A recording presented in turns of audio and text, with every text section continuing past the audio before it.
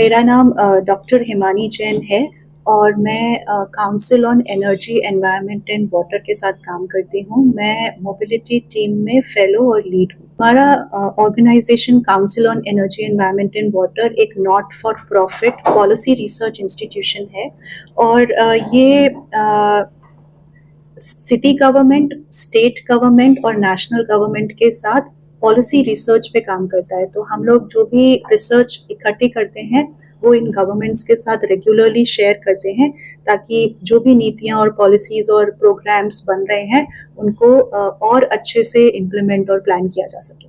तो जैसे हमारा टीम है जो मोबिलिटी और ट्रांसपोर्ट का टीम है, हमारे लिए दो बड़े फोकस एरियाज हैं। हमारा बहुत ज़्यादा फोकस और काम बसेस के ऊपर रहता है। बसेस कैसे ज़्यादा बढ़ाई जाएं, कैसे बस सर्विस और अच्छी की जाए। और हमारा एक दूसरा बड़ा प्रोग्राम और काम रिसर्च जो है वो electric vehicles, specially small and light commercial vehicles को कैसे इलेक्ट्रीफाई कर सकते हैं, कैसे वो मार्केट बैरियर्स हटा सकते हैं, कैसे और ज़्यादा एग्जिस्टिंग डीजल और पेट्रोल लाइट कमर्शियल व्हीकल्स को हटा के इलेक्ट्रिक व्हीकल ला सकते हैं, उसके ऊपर हमारा ज़्यादा फोकस है। तो आपको क्या लगता है कि किस तरह से इतना ज़्यादा पोल्यूशन भी हो रहा है, ट्रैफिक ज़्यादा हो रहा है, जगह नहीं है सड़कों पर, तो किस तरह से आपका ये जो रिसर्च है वर्कआउट करता है? आपने बिल्कुल सही कहा कि प्राइवेट व्हीकल्स की ओनरशिप के बढ़ते, जैसे जैसे टू व्हीलर्स और कार की ओनरशिप बढ़ रही है, हमारे देश के ज़्यादातर शहरों में 2-3 बड़े प्रॉब्लम्स आ गए हैं। जैसे कंजेशन बहुत तेज़ी से बढ़ रहा है, ट्रैफिक जैम्स बहुत तेज़ी से बढ़ रहे हैं और लोकल एयर पोल्यूशन बहुत ज़्यादा बढ़ रहा है। इन दो चीज़ों के अलावा इन ट्रांसपोर्ट का एक बहुत बड़ा इम्पैक्ट है क्लाइमेट चेंज के ऊपर। इनकी वजह से ग्रीन हाउस गैसेस भी बहुत ज़्यादा बढ़ रही हैं और इन तीनों ही प्रॉब्लम का एक तरह से सरल उपाय है, एक सीधा सटीक उपाय है और वो ये है कि हम पब्लिक ट्रांसपोर्ट का मॉडल शेयर बढ़ाएं। पब्लिक ट्रांसपोर्ट में ज़्यादा से ज़्यादा लोग यूज़ करें, ज़्यादा से ज़्यादा ट्रिप्स पब्लिक ट्रांसपोर्ट में जाएं। जब मैं पब्लिक ट्रांसपोर्ट बोल रही हूँ तो इसका मतलब जो बहुत बड़े शहर हैं वहाँ पे मेट्रो और बसेस, जो थोड़े छोटे शहर हैं वहाँ पे बसेस और shared auto rickshaw, shared tempos और इस तरह के व्हीकल्स में ज़्यादा लोग जाएं। अगर हम इन दोनों को ज़्यादा मजबूत बनाएंगे तब कहीं जाकर के टू व्हीलर्स और पर्सनल कार का यूज़ कम होगा। और प्रदूषण से जूझने का एक दूसरा तरीका है कि जितने भी हमारे कमर्शियल व्हीकल्स हैं उनको हम जल्दी ही एक स्वच्छ साफ सोर्स की तरफ ले जाएं। इलेक्ट्रिक व्हीकल जैसे वो एक पावर ट्रेन टेक्नोलॉजी है जिसके चलते टेल पाइप एमिशन 0 हो जाता है, तब हम एयर पोल्यूशन से भी निजात पा सकते हैं। तो यदि हम इन दो चीज़ों के ऊपर ज़्यादा फोकस करें तो सबसे ज़्यादा हमें एयर पोल्यूशन और कंजेशन दोनों में इम्पैक्ट मिलेगा। जब मैं ये कह रही हूँ तो मेरा मतलब है कि हम गवर्नमेंट के साथ बहुत क्लोजली काम करते हैं। उनकी परेशानी, उनके स्कीम्स, उनके पॉलिसी, उनका फोकस, उसको समझ करके उनको ठीक से इम्प्लीमेंट करने में क्या बैरियर्स हैं, हम उनको सॉल्व करने के लिए क्या ग्राउंड रिसर्च की ज़रूरत है, क्या बिजनेस जो वहाँ पे इन्वॉल्व हैं उनसे क्या उनके कष्ट और बैरियर्स हैं, जो पब्लिक कम्यूटर्स हैं इन्वॉल्व उनके क्या एक्सपेक्टेशन हैं, क्या विलिंगनेस टू पे है फॉर द फेयर प्राइसेस, उनके क्या रिक्वायरमेंट्स और नीड्स हैं। हम उन सब को समझ करके उनका सर्वे और फोकस ग्रुप डिस्कशन करके सरकार को ये अच्छी तरह से रिसर्च के माध्यम से इन्फॉर्म कर पाते हैं कि क्या उन 3, 4, 5, 6 खास चीज़ों को करने से उनके प्रोग्राम्स, पॉलिसीज अच्छे से इम्प्लीमेंट हो पाएंगे और ज़्यादा से ज़्यादा इम्पैक्टफुल हो पाएगा। इसके लिए हम हमेशा बहुत क्लोजली MOUs और क्लोजली लोकल गवर्नमेंट्स के साथ काम करते हैं। अभी तक आपका जो भी वर्क है कहाँ इम्प्लीमेंट हुआ है और किस तरीके से इम्प्लीमेंट हुआ है? हमारा ट्रांसपोर्ट टीम का वर्क अक्रॉस इंडिया चला है। हम लोगों ने लास्ट 4-5 सालों में केरला के कुछ शहरों में, यूपी के कुछ शहरों में और पंजाब के कुछ शहरों में काम किया है। आजकल हमारा काम बहुत सारा दिल्ली और NCR के शहरों में भी चल रहा है। वहाँ की लोकल गवर्नमेंट्स के साथ। इन सभी कामों में हमारा ज़्यादा बड़ा focus air quality from the transport sector, कि हम एयर क्वालिटी कैसे अच्छा कर सकते हैं, ट्रांसपोर्ट सेक्टर से जो प्रदूषण है उसको कैसे कम से कम कर सकते हैं, ये पहला इम्पॉर्टेंट फोकस एरिया है। और दूसरा है कि हम कैसे ज़्यादा से ज़्यादा लोगों को अफोर्डेबल कॉस्ट में अच्छे से ट्रांसपोर्ट में हेल्प कर सकते हैं, और कैसे बसेस की सप्लाई बढ़ा सकते हैं, कैसे बसेस की सर्विसेज और अच्छी कर सकते हैं। लेकिन जो लोगों का एक माइंडसेट होता है कि हमें अपने पर्सनल व्हीकल पे जाना है, उसको आप किस तरह से कर पाओगे? ये आपने एक बहुत अच्छा सवाल पूछा, और ये सबसे मुश्किल भी है सवाल, क्योंकि पर्सनल व्हीकल का चार्म हमेशा सबको रहता है। हर जने को टू व्हीलर और कार की तरफ ज़्यादा रुझान रहता है, और वो पब्लिक ट्रांसपोर्ट में तब तक नहीं जाएगा जब तक पब्लिक ट्रांसपोर्ट साफ, सुरक्षित, अफोर्डेबल और परसेप्शन वाइज वो पुअर मैन्स व्हीकल नहीं रहेगा। लोग मेट्रो में जाना फिर भी पसंद करते हैं, क्योंकि मेट्रो को ऐसे शाइनी, स्लीक, एक अच्छा पब्लिक ट्रांसपोर्ट के रूप में देखते हैं, लेकिन बसेस को नहीं देख पाते हैं।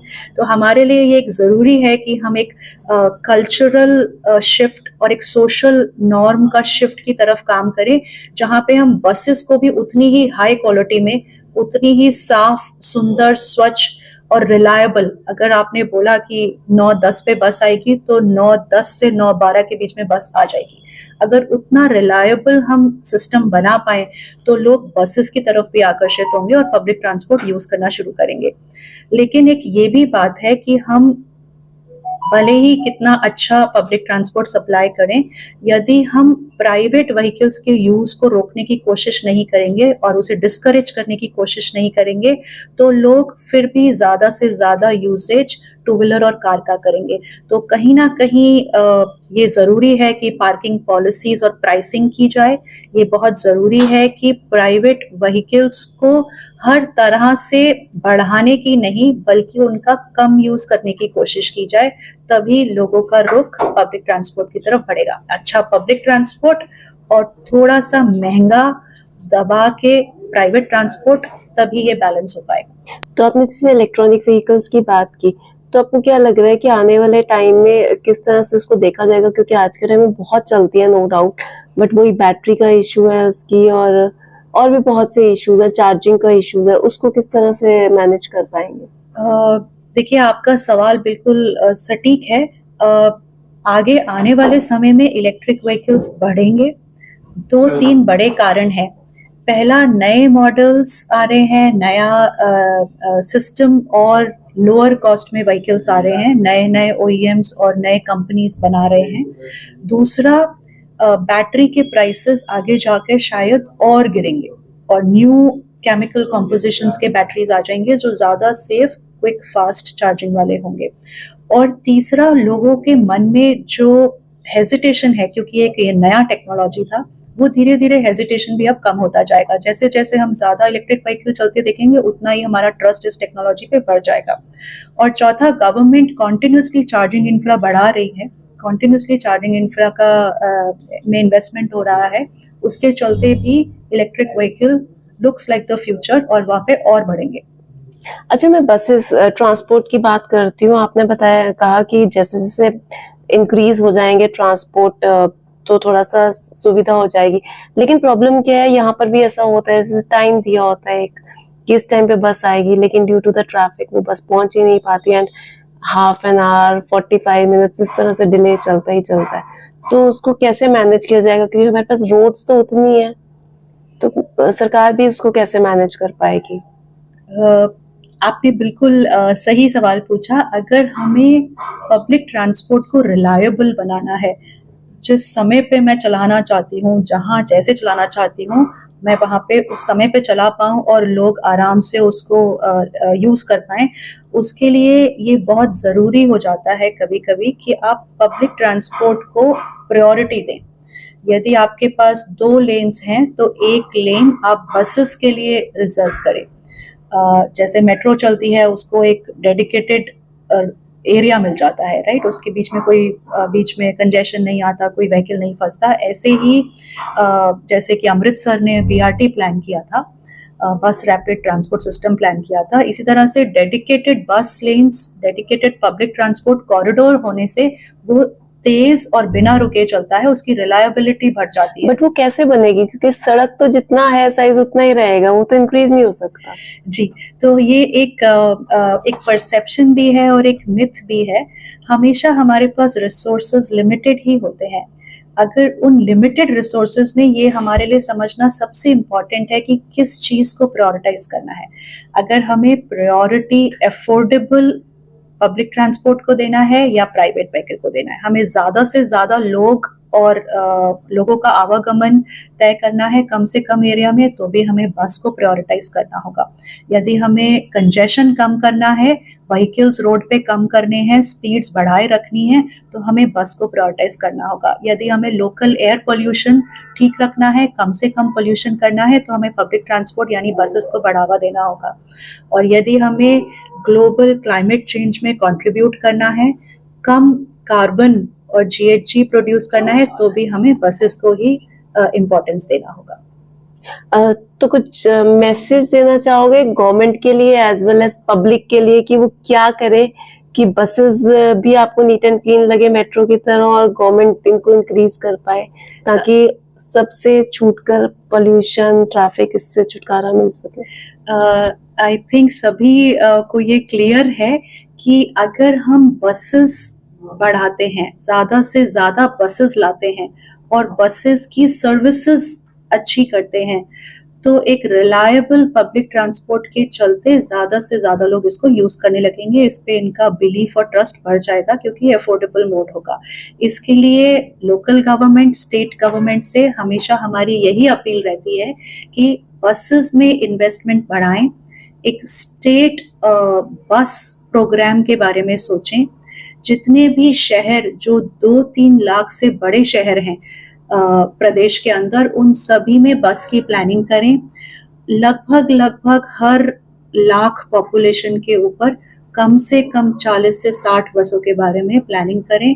यदि आप इतनी बसें लाएंगे तो एक रोबस्ट पब्लिक ट्रांसपोर्ट सिस्टम खड़ा होगा और उन्हीं के चलते प्रदूषण, क्लाइमेट चेंज और कंजेशन, इन तीनों चीज़ों से हमें निजात मिलेगा।